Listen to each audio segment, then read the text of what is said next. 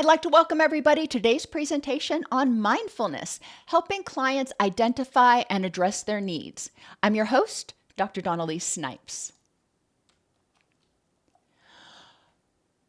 Why do we teach mindfulness? Why is it important? Well, people in distress are often doing the very best they can just to stay afloat. They're using all their energy to tread water, put one foot in front of the other, however you want to think about it, which means they're operating in autopilot. Effective change means turning off that autopilot so we can access our thinking minds and make purposeful choices to move toward our rich and meaningful life. And knowing what our rich and meaningful life is also part of mindfulness. If we don't know the destination, we're not going to be able to get the directions very well. Today, we'll differentiate between mindlessness and mindfulness, understand where mindlessness came from, explore ways mindfulness can help, explore blocks to being mindful, and activities that we can use to help clients develop some of these mindfulness skills and notice the difference between being mindless and mindful. Now, when I say mindlessness, please don't take that as an insult. I'm not saying anything derogatory. When I'm saying mindless, it means we are not engaging our thinking mind for some reason. Remember, when we are stressed, when our sympathetic nervous system is activated, our body diverts blood sugar from our thinking mind and puts it to our muscles, to our nerves, to whatever we need to fight or flee. When we are in distress, even mild distress, some of that energy is being diverted, and the prefrontal cortex, our thinking mind, is deprived of energy. It's harder to think clearly. And most of us can remember times when we were stressed for one reason or another, where it was difficult to think clearly. Some examples that many of us can relate to, when my parents were going through chemotherapy, they had chemo brain. What is chemo brain? Well, their neurotransmitters were getting all messed up, but their body was under a state of significant stress. As a result, their thinking mind wasn't activating. Their responding brain was more activated. New parents, we get, and it's really not mommy mind. It applies to all new parents because we're not getting enough sleep. We're trying to develop these new routines because we've never had this little person or additional little people in our houses. So things are having to change, and there's stress. When people have a new child at home, they often rely more on autopilot. They often act more mindlessly. They have more difficulty thinking clearly. They have more difficulty remembering things. That's not a fault. That's not a criticism. That's just a fact of the way our body operates. When people come to treatment for mental health, for addiction, even for things like chronic pain, their body is in a state of stress. They probably have been operating in autopilot for a while. Mindlessness can be thought of, as I've mentioned, as autopilot or going with the flow. I'm just going to do whatever. I'm not going to think about whether it's something I want to do, something I need to do. I'm going to say yes. I'm just going to go with the flow because I don't have the bandwidth to think about it. Or doing what's always been done. I'm going to solve this problem this way because this is the way I've always solved it. I don't have the energy. I don't have the bandwidth for flexible problem solving right now. Most of that is our behaviors. Most of those are behaviors that develop when we are not fueling our thinking mind. Think about other times when you've been mindless in your behavior or on autopilot, getting home and not remembering the drive. Your brain was somewhere else. You were stopping at stop signs, hopefully, turning, following the speed limit, again, hopefully, but it was all on autopilot. And think about times in your life when you've been on autopilot, when you've started eating without even really realizing it, or when you're not hungry. I'm not hungry, but I'm going to eat anyway. It's just going with the flow. I'm here, I'm in the kitchen, that looks good, why not? Other example may be having intense feelings or relapses come from out of the blue. And when people are on autopilot, a lot of times they don't notice the vulnerabilities that are stacking up. They don't necessarily notice the triggers in their environment. They're just putting one foot in front of the other until all of a sudden they step on the snake and it bites them. How did we learn mindlessness? Some of us grew up in households where autopilot was sort of expected. Do it because I said so. Don't ask why. Suck it up. Don't feel, just do. Nobody cares. Ignore it, which means don't trust. Nobody's going to be there to help you. And it kind of reminds me of that song from the musical Annie, It's a Hard Knock Life, but I digress. People who grow up in chaotic households are often taught, don't talk, don't trust, don't feel, which means they're just supposed to go along and be on autopilot because they have no say.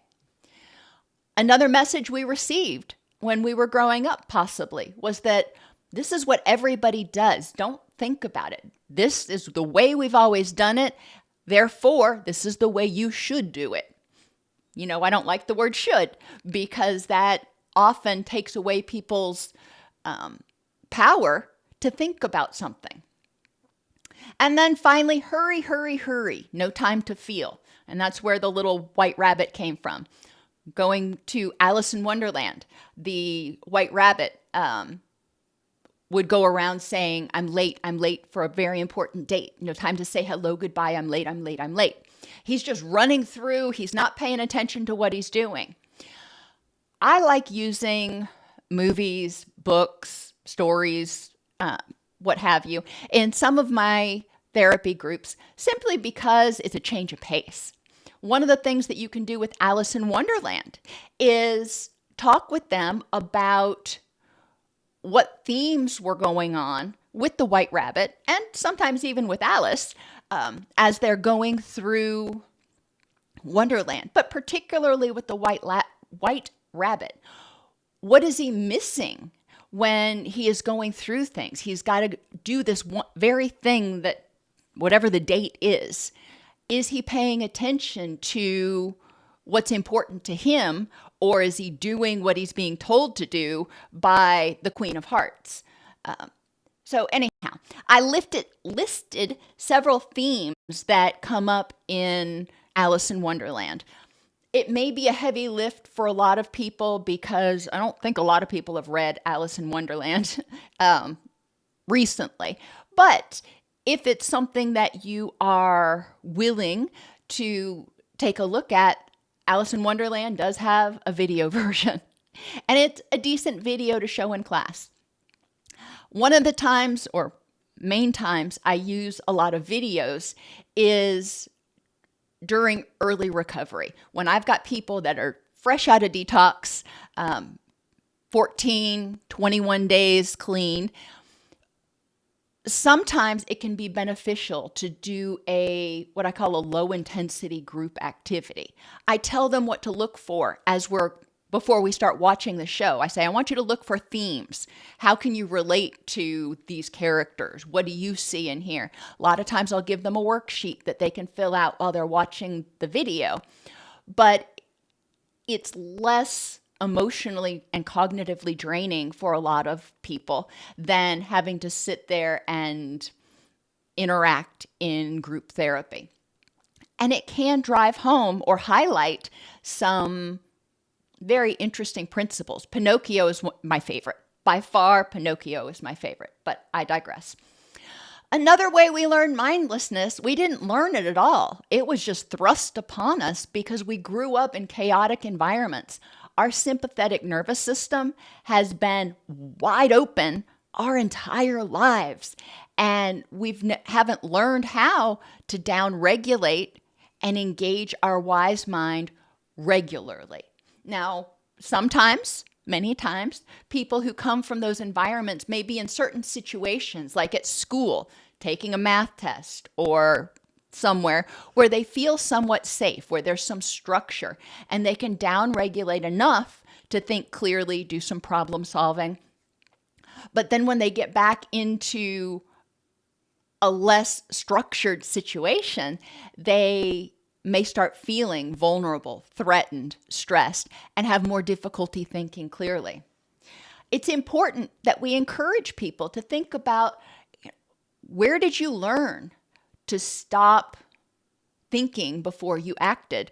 Or were you never taught creative problem solving? Were you never taught psychological flexibility? If you weren't taught, how are you supposed to know? Mindfulness means being aware in the present moment, stopping, looking, listening, feeling, and interpreting what is going on. How many of you have done that today? Just taken a minute, stopped, looked around, listened to what's going on, felt the breeze, whatever, and interpreted what was going on. Most of the time, most of us, I think I feel pretty safe saying, don't do that very often. We may first thing in the morning, but then we get started with our day and we're just kind of full bore ahead. And it can be important to prevent burnout, as well as to more effectively address issues that come up if we're regularly stopping, checking in. When we're mindful, we're aware of what is going on in all pieces of our life. Physically, how am I feeling right now? Am I hungry? Am I in pain? Am I tired? Am I feeling great? Am I interpersonally? Do I feel safe with the people around me? And do I feel efficacious and lovable? Emotionally, am I excited? Do I feel happy? Do I feel curious? What's going on? Or do I feel this sense of dread about something? And if I feel dread, then I need to explore that. Cognitively, am I clear-headed? Do I have brain fog, or am I operating on all cylinders? Environmentally, what's going on? Now, for me, I get hot really, really easily. And that tends to make me cranky and trigger my stress response and reduce my mindfulness and everything else. Being aware of the environment. Is there something in the environment that is stimulating and comfortable, supportive for your senses, or is it over or underwhelming?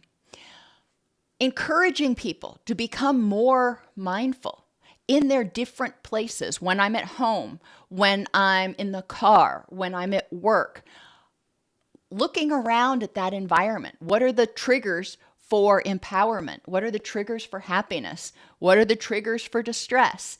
What vulnerabilities might exist? Becoming more aware in our different environments can be very helpful to helping people understand why they react differently in certain situations, or they make a decision or react a certain way, and then they regret it. They're like, oh, why did I do that? Well, let's look back. Sounds like you were in autopilot. You were in stress mode. What happened? Blocks to awareness. Sympathetic dominance. We've been talking about that using different words throughout this presentation. But when we are stressed, it inhibits wise mind thinking and promotes autopilot. Physiologically, we're moving blood sugar to our body to fight or flee and away from our thinking mind. We're not worried about doing an Excel spreadsheet when we've got a hungry lion chasing us. Encouraging people to develop down-regulation skills and to recognize what sympathetic dominance feels like for them is important.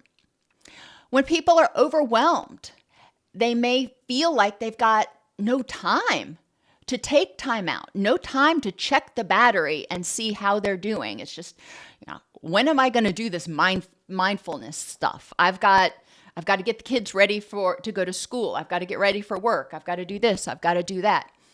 Mindfulness doesn't have to take a long time.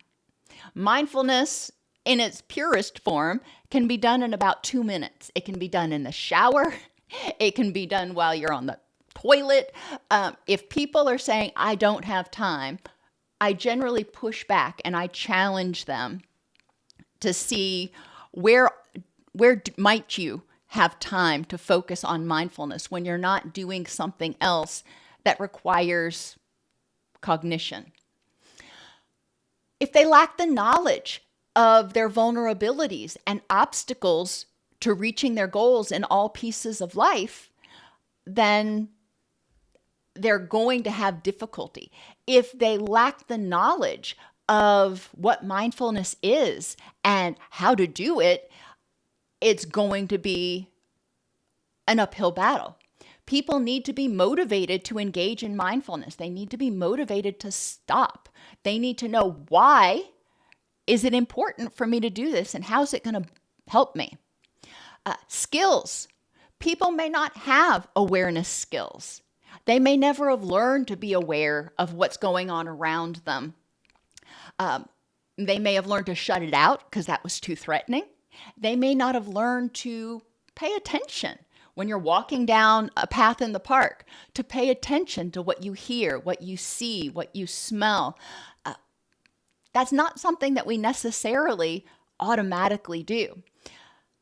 We also have to recognize that some people are more extreme on their temperament. Extroverts tend to be very aware of what's going on around them, but much less aware of what's going on inside. Introverts are the opposite. They're aware of what's going on inside, but less aware of what's going on around them.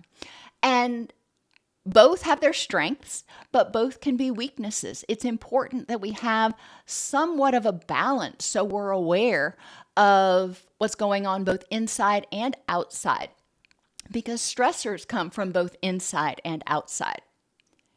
And some people just don't even know where to start being aware, developing mindfulness. What do I do? Do I sit down and cross my legs and, say some syllable, or do I meditate? Or I don't know what mindfulness is. I don't know how to do it, and I don't know how to start. Do I set aside 30 minutes a day or 1 minute a day?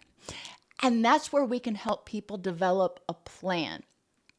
And a lot of these blocks to awareness, you're also going to notice are blocks or causes, if you will, of what we often refer to as resistance. Blocks to responding. We can be very aware of what's going on around us, but we may not respond. It's just like, okay, I know that the sky is falling, but I don't know how to respond to that. I don't know how to impact the environment.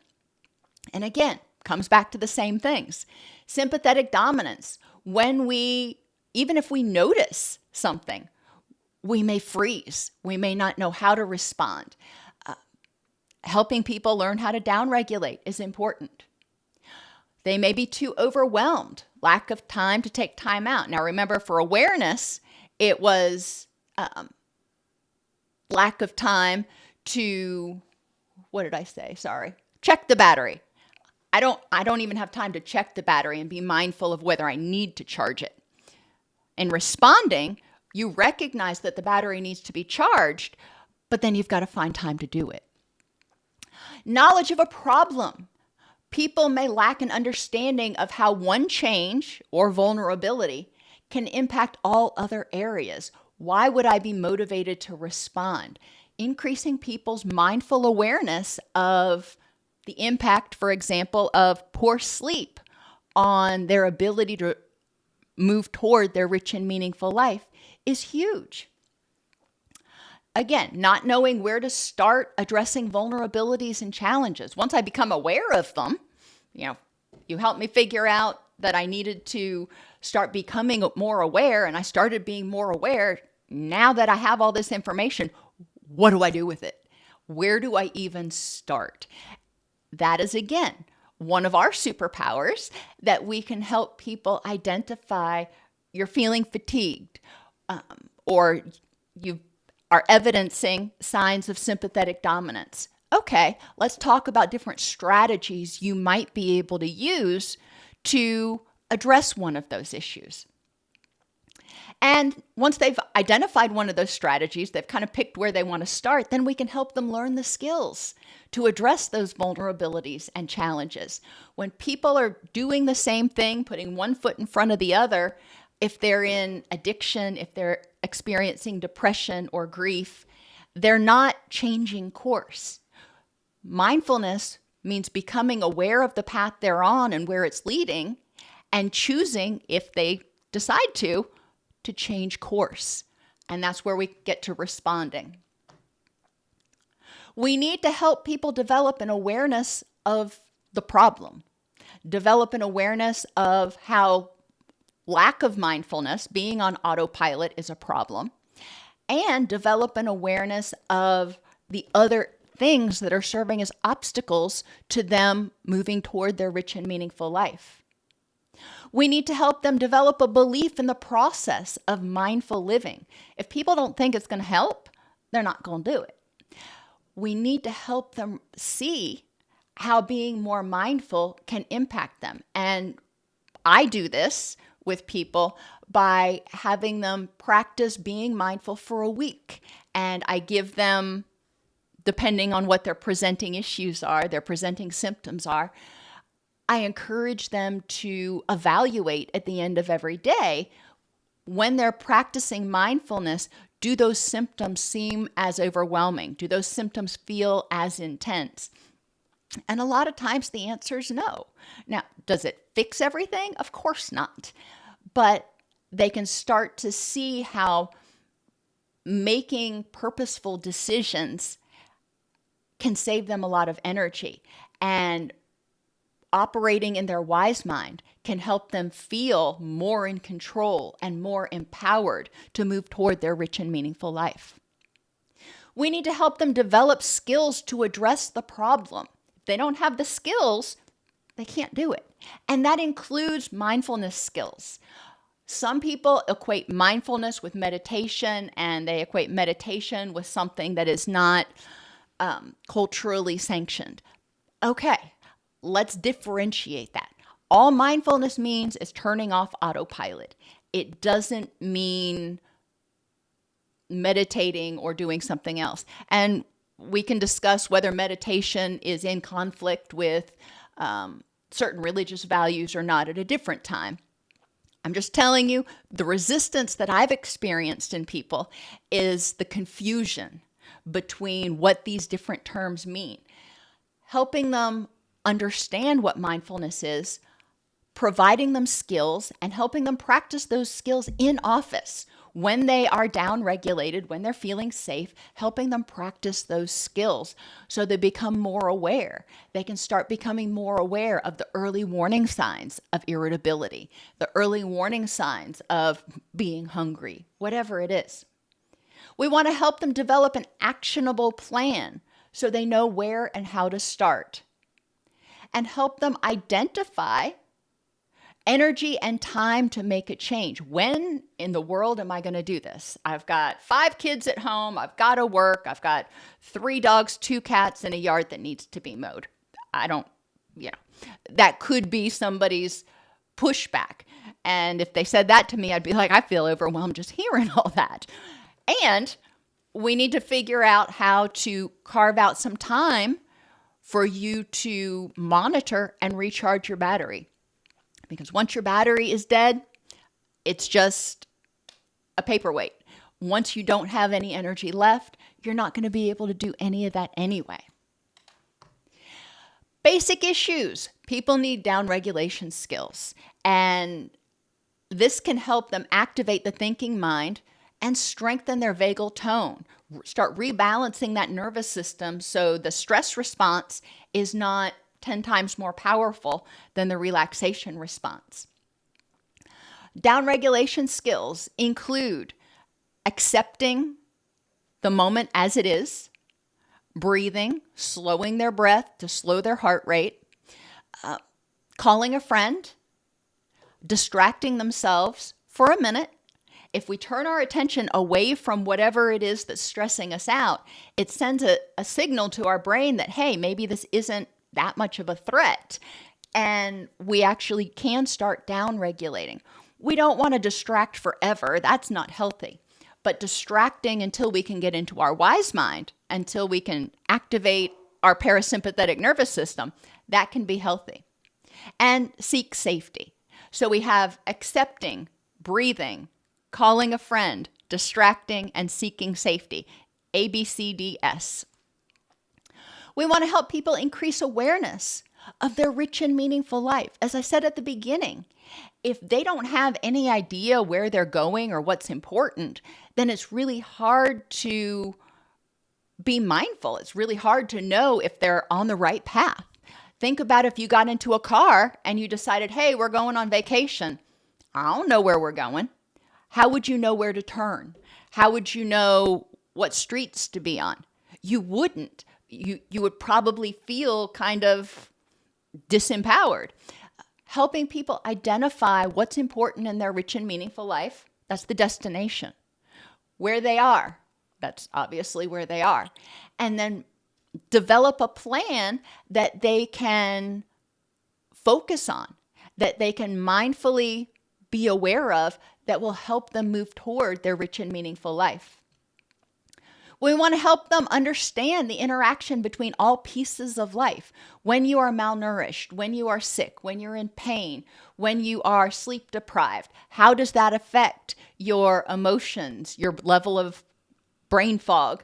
How does that affect your attitude? How does that affect your feelings of safety? And how does that affect your stress response and your ability to be mindful? We want to help them increase awareness of strengths, skills, and resources that they have, not just the vulnerabilities and their challenges. I like to start with the strengths, skills, and resources. Then we start identifying vulnerabilities and challenges. Then we start pairing them up. What strengths, skills, and resources do you have that can help address this vulnerability? We're being mindful in the present moment. What's going on? What can I do to affect the environment, to affect my situation, to feel safer and more empowered and move toward my rich and meaningful life? We also have to help them increase their awareness of the benefits of regularly evaluating their energy usage toward and away from their rich and meaningful life. I often use this as part of the evening mindfulness activity, having people look back over the day and evaluate how did they use their energy wisely. And when they started acting on autopilot, how did that make things more difficult? How did that drain energy that they could have used to move toward their rich and meaningful life? Regularly evaluating our battery levels. And that doesn't mean just refilling the caffeine tank. It means checking our battery levels emotionally, mentally, physically. How do we feel? And regularly evaluating our vulnerabilities. You may start the day, you may feel great, and then about 1 o'clock, you start getting a headache. Okay, you can minimize that and say, headache, whatever, I'll push through. That's autopilot. Recognizing how is this headache going to potentially impact me, and mindfully in the present moment, what strategies can I take to address that headache so it doesn't hinder me any more than necessary in moving toward my rich and meaningful life. Help clients develop a plan to learn about mindfulness skills. What is mindfulness? What are these skills that help us be mindful? This is just education, helping people become aware of open awareness mindfulness, for example, just sitting down, noticing what they see, hear, feel, smell in the moment. Or focused attention mindfulness, focusing your attention on one thing, like the flame on a candle, or sometimes I'll just watch my dog breathe. I don't know why. When my son was little, he had a fish tank in his room, And that was his sort of Zen place. He would focus his attention on those fish, and he was very mindful of what they were doing. He would describe for me what he perceived their moods to be, and he would explain to me why, he thought this fish was happy and this fish was not, and what have you. He was being mindful. He was being aware of what's going on in the present moment. Now, granted, that was fish focused and not him focused, but it was a start. Once they learn about the skills, have them practice mindful awareness in one piece of life at a time, each building on the next. Don't encourage people to start just becoming more mindful. Again, where do I start? That's overwhelming. This week, I want you to be more mindful of your energy levels. I want you to be more mindful of your food cravings. I want you to be more mindful. You get the point. Encouraging them to start being more mindful of small chunks of life, one at a time. Once they're used to being mindful of how they slept, and their energy level, then you can add something onto that. And you're just going to build on that until they start kind of getting the hang of it. Help people develop a plan to learn skills to address vulnerabilities in each piece of life, or add resources, however you want to call it. If I'm not sleeping well, what can I do to help myself manage that sleep deprivation in order to keep it from negatively impacting the other pieces of life? Because I know it will. Learn skills to address vulnerabilities in thinking. If I'm having a difficult time thinking today, I've got brain fog, what can I do? You can't just automatically turn on a fan and clear brain fog. It doesn't happen. What can I do when I've got brain fog? Well, for me, hydration. That's the first thing I do. Second, I downregulate. A lot of times when I've got brain fog, I've got my sympathetic nervous system is more activated. If I'm still feeling foggy-headed, then I start implementing supportive tools. I write things down. Otherwise, when I've got brain fog, if I'm trying to remember stuff, when I know I've got brain fog, it's way stressful and it takes a lot more energy. That's how I can address those vulnerabilities. I can't make it go away necessarily, but I can learn how to live my best and most rich and meaningful life despite the fact and having brain fog today. Doesn't mean I'll have brain fog tomorrow. It's just where I'm at today. Encourage people to begin applying these skills one at a time to increase mindful, purposeful action. Sleep. And I know I always go back there, but sleep is such a big regulator of our hormones, our neurotransmitters, our mood, our cognition.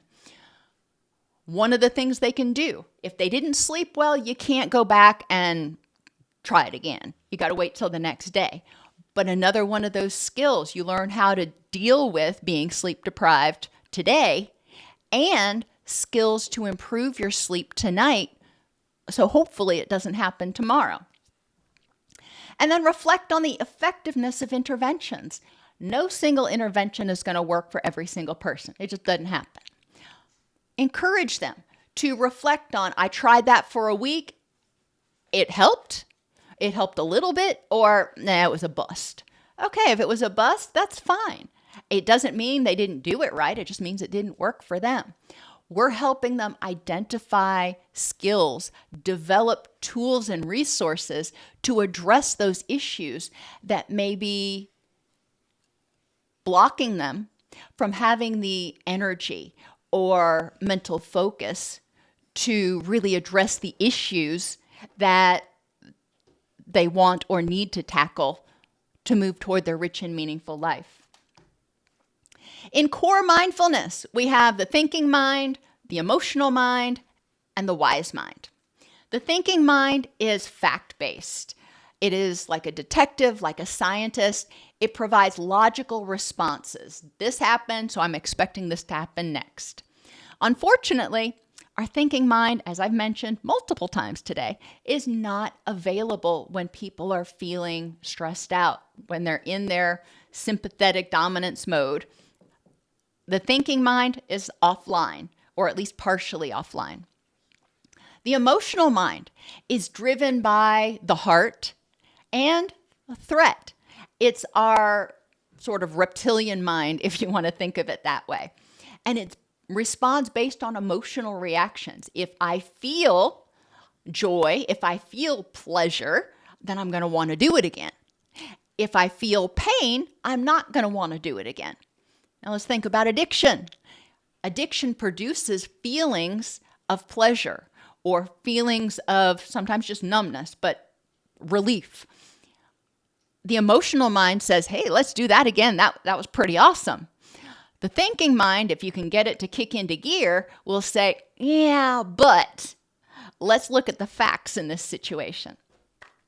The wise mind happens when you find that happy compromise between the thinking mind, what the facts say, and the emotional mind, what you want to do.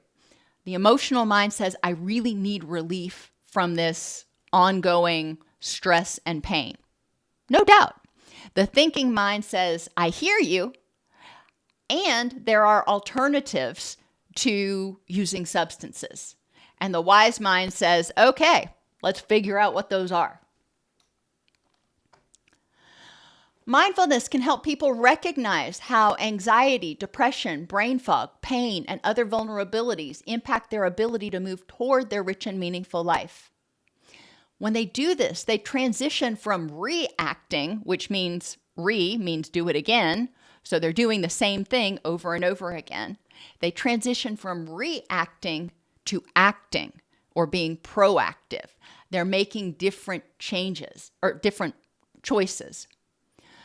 Think about if you're driving your car. Do you wait until the engine is smoking and you're dead on the side of the road? Or are you mindful of what's going on? Now, this is one place that I typically am pretty mindful because I'm terrified of having a breakdown. I'm typically very mindful when my car starts making a weird noise. I'm calling my husband and I'm going, should it be making this noise? Or I'm taking it to a mechanic.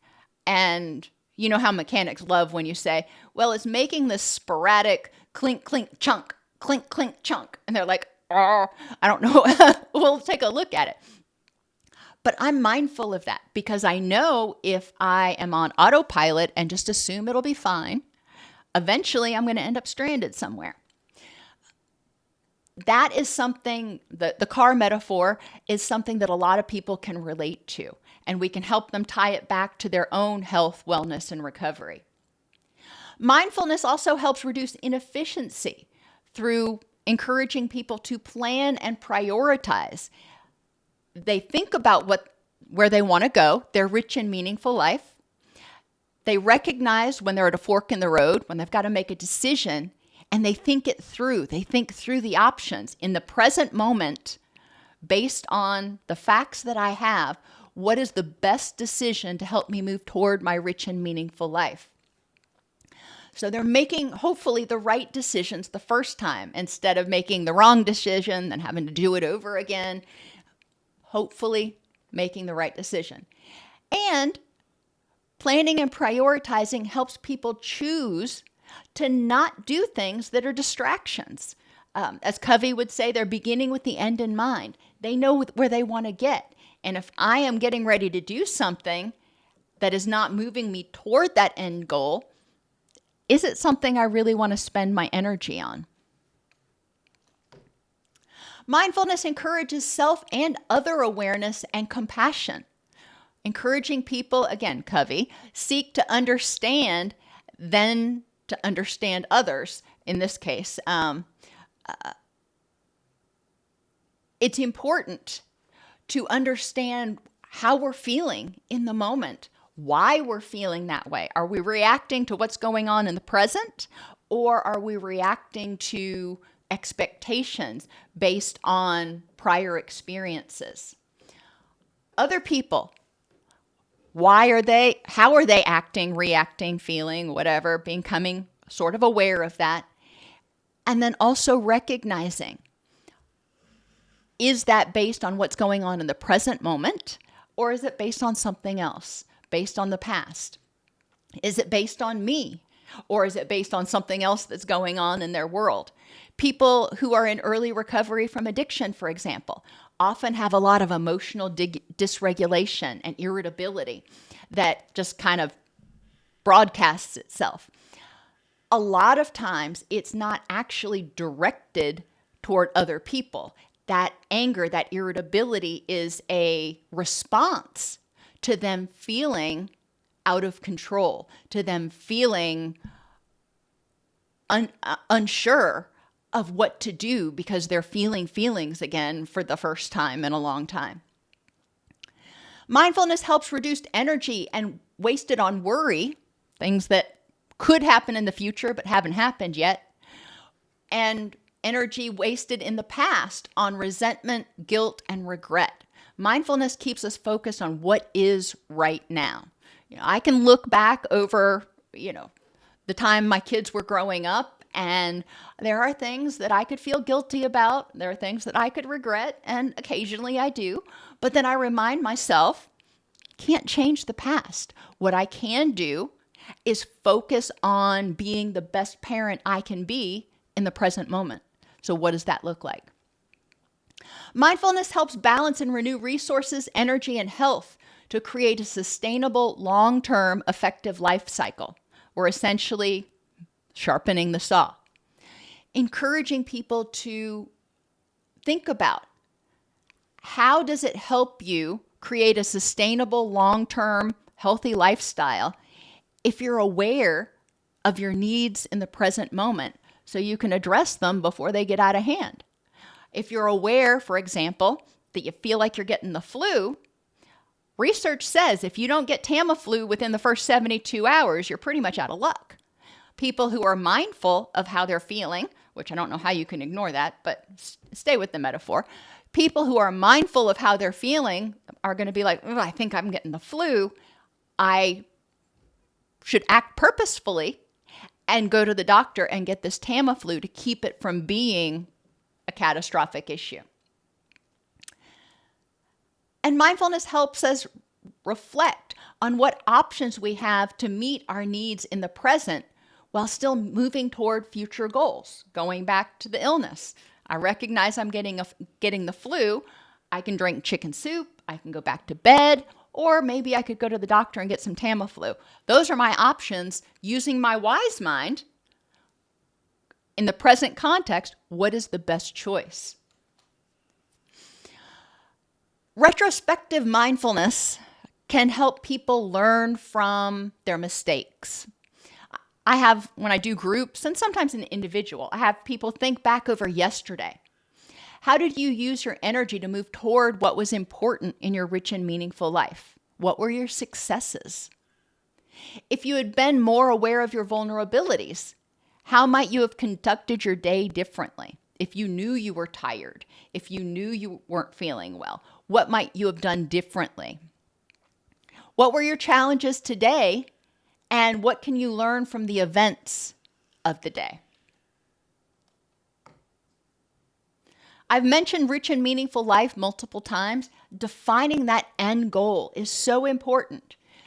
Helping people sit down and think about which people, including themselves, are important in their rich and meaningful life, and what will their relationship with each one of those people look like, and how will they use their energy in each relationship to nurture and create the relationship they want.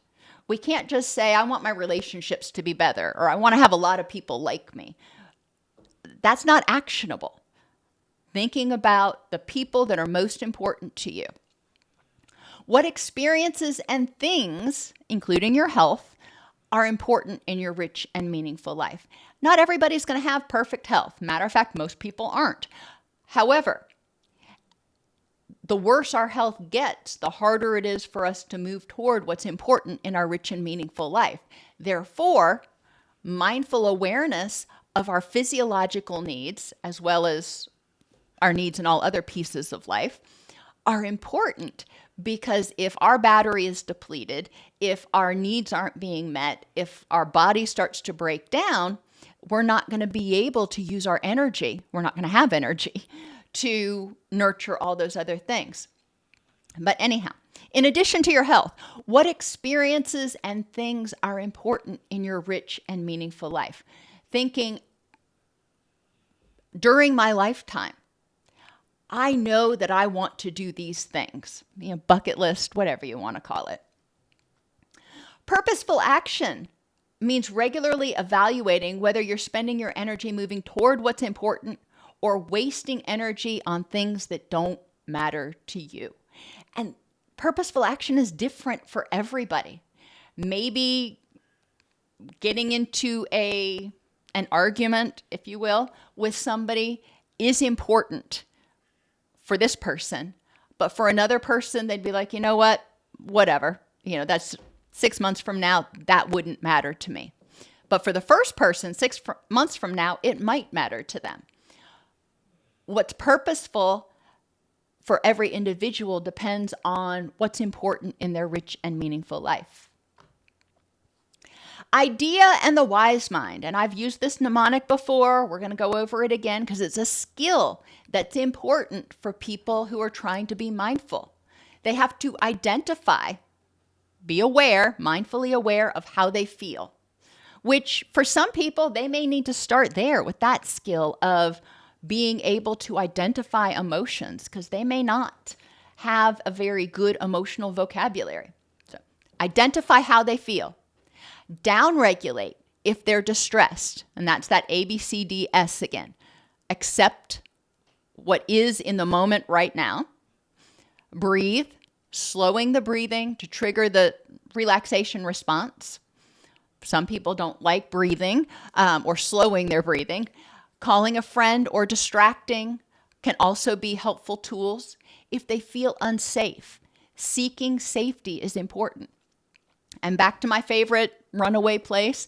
For some people, that just means getting away from the chaos, which can mean go into the bathroom. Sometimes when we're stressed out, we just need to stop the input for a minute. And encouraging people to identify areas that they can flee to that are safe, where they can downregulate effectively, is really important. When they're at the mall, when they are in the car, when they are at their family's house, making a list of the places where they feel like they get stressed out. Where are safe places they can go to downregulate? E stands for exploring the facts in this context at this time. What's going on and what are my options? And then A stands for acting, to use their energy in the best way possible to move toward their rich and meaningful life. So identifying how they feel, downregulating so they can get into their wise mind, exploring the facts in this context at this time, being mindful of the present moment, and then choosing a response, acting to use their energy in the best way possible. Another wise mind skill is NOD, and this comes from DBT. When we are aware of the present moment, it's important, although not easy to do, to be aware in a non-judgmental fashion. It is what it is. It's hot outside today. It's not good, it's not bad, it's just hot. One thing at a time, focusing on the task at hand and trying to clear your mind of everything else. I need to solve this problem. When the mind wanders, bringing it right on back. Thinking about it like a group of, I think about it like a group of kindergartners. My thoughts are all over the place. Some are excited, some are angry, some are hungry, whatever. But I'm trying to keep them all in one place, and one starts to wander off. I just gently bring it back. I'm not going to get angry. I'm just going to notice it, bring it on back. Anyhow. And then D stands for do what works. Once you've evaluated the facts in this context at this time, what's going on, what your options are, making a choice and doing what works. In many ways, NOD and idea kind of overlap, but Not every intervention works for every person. Same thing with every acronym. Other wise mind skills: observe, describe, and participate. Again, comes straight from DBT. Encourage people to observe what's going on. Be a detective. Step out of it. It's not about me. I'm imagining I'm a detective. I'm walking on scene. I'm looking around and noticing what's going on in this whole situation. What's the big picture? Who's there? Who's not there? What possibly contributed to all the things that were going on? There's a car accident, for example. All right, that's horrible. Well, what contributed to the car accident? Was the sun glaring in the person's eyes? Was there a little kid running after a ball in the street? Was there a dog barking? Did they have car trouble? Did their phone ring? I don't know. But observing means looking at all of the possible inputs and trying to get all of the facts, not just what's painfully obvious. Asking yourself, what might be missing? I'm looking at this big picture. What might I be missing that could change my perception of what's going on? Sometimes you can switch perspectives and think, how might someone else perceive this situation? And I mentioned to y'all on Monday, my husband is very much fact-driven, and I'm very much a feeler in terms of temperament. He was law enforcement for 20 years. I've been in behavioral health for 20 years. We perceive things differently. We've experienced things differently. A lot of times I'll step back and think, okay, how would Chuck look at this situation? What would he think? Once we've observed what's going on and gotten as many facts as we can, describe, name the experience. This situation is overwhelming. I feel terrified. Describing, this is what's going on. This is how I feel. This is how I'm experiencing this right now. And then participating by being actively involved. What can I do to improve the next moment? I feel awful. I feel exhausted. I'm not going to recharge like that, but what can I do to improve the next moment? And what is the best choice of action based upon my goals? Because a lot of times there's multiple ways we can improve the next moment. I could drink coffee. I could lay down and take a nap. Well, those are the two that come to mind. But of those two options, what is the best choice of action based upon my goals at this time in this context? An activity you can do with an individual or with group or even with your kids. Find a scene in a show where somebody gets upset. It can be The Simpsons. It can be any old show. It doesn't have to be anything in particular. Encourage the person to observe what's going on and describe what they're seeing, how they're seeing the person experience it. And then encourage them to participate. What else could that person do to improve the next moment? What do they do in the show, but what else could they have done to improve the next moment? 5-minute focus is another basic mindfulness activity where you just practice observing. I used to do this with my class at UF. We would go into the quad, I guess is what a lot of people would call it, for 5 minutes. And I'd have them bring a piece of paper and write down everything they saw, heard, smelled, whatever. And we'd come back inside and I would have people share what they had on their list. And it was always interesting to recognize the differences in what people who were sitting right next to each other noticed. Another activity people can do is to describe what they're doing and sensing. This is an activity I actually do have people do who struggle with dissociation because it helps keep them anchored in the moment. But it's also a good mindfulness exercise. When they're cooking, what are they doing? I'm getting the pan out. I need to find the cooking spray. Where's that at? Okay, I'm turning the oven onto medium. You get my point. But that can help people stay grounded in the present moment so they're not worried about what's going to happen at work, or they're not replaying and ruminating over something that happened during the day. We can also have people take 3 minutes and write down or verbally record, if they don't want to write it down, all the thoughts that they're having. When they're done, at the end of 3 minutes, review the thoughts that they had. How many were negative? How many were about the past? How many were about the future? How many were about the present? And how many were just plumb irrelevant? Like, there's a bug up on the wall. Okay.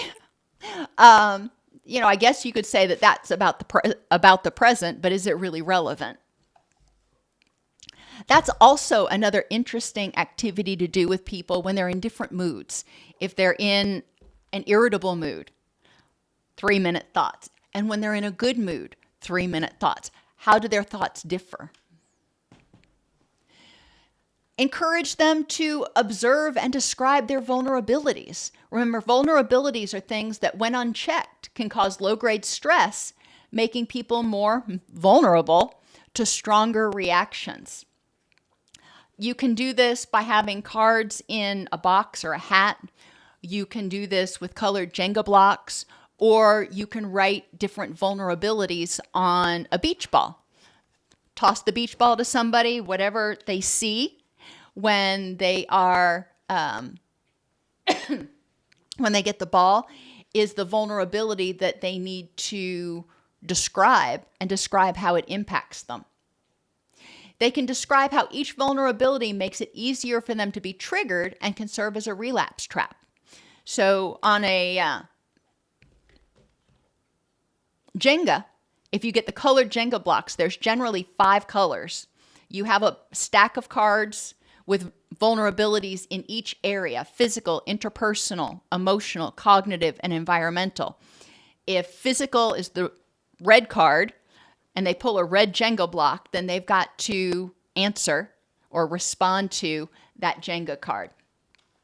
Makes it a little bit more fun. Obviously, this is more fun when it's in groups. Colors of emotion. Encourage people to recognize how the colors in their environment impact them. Most colors evoke emotion in people because a color reminds them of a memory. A bright blue sky may remind them of a good time in their childhood. Asking people, what color do you feel right now? And that can really throw them for a loop because you're combining feelings with vision. But when you look at colors, it triggers something. Carnation pink. When I was a little girl, carnation pink was my favorite color. And when I see carnation pink now, I feel like I'm a little girl again. General color families. For most people, not everybody, red is often exciting. It actually can trigger hunger, passion. Yellow tends to be more cheerful. It also triggers hunger. Who knew? Calming colors tend to be your blues and your purples. And then colors that are more dampening or depressing may be black. Now, black is not necessarily depressing, so to speak, but black takes a lot of energy. It absorbs a lot of energy, and it can feel oppressive to some people when it is too much. A little bit of black here and there is great. Having all of the walls and the ceiling painted black, I might feel a little bit different. Encourage people to think about health or relapse. Encourage them to observe past relapses and describe triggers and events leading up to it. Encourage them to observe past recoveries and describe triggers and events maintaining it. What maintains your recovery? Have them observe and describe their current triggers for relapse and their current triggers for recovery. Which ones can we strengthen?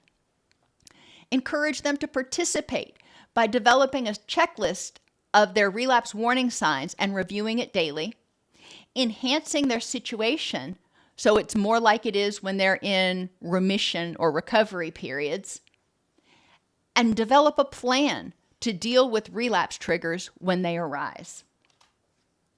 Operating on autopilot causes many people to push through until they've exhausted their resources or neglected to maintain balance. The Shining, all work and no play makes Jack a dull boy. Mindfulness encourages you to constantly check your energy gauge to see what's requiring more attention and decide how to balance the demands in your life.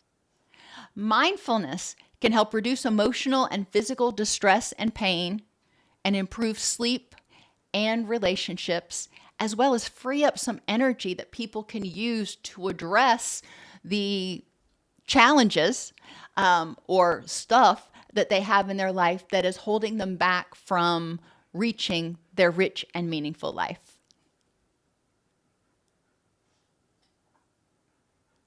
Are there any questions? You are quite welcome, Douglas. You are quite welcome, Jim. And Richard?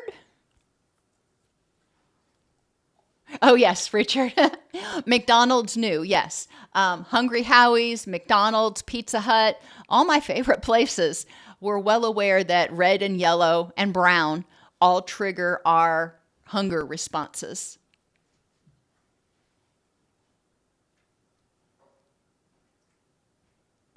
Alrighty, everybody, have a wonderful rest of your week, and I'll see you next Wednesday.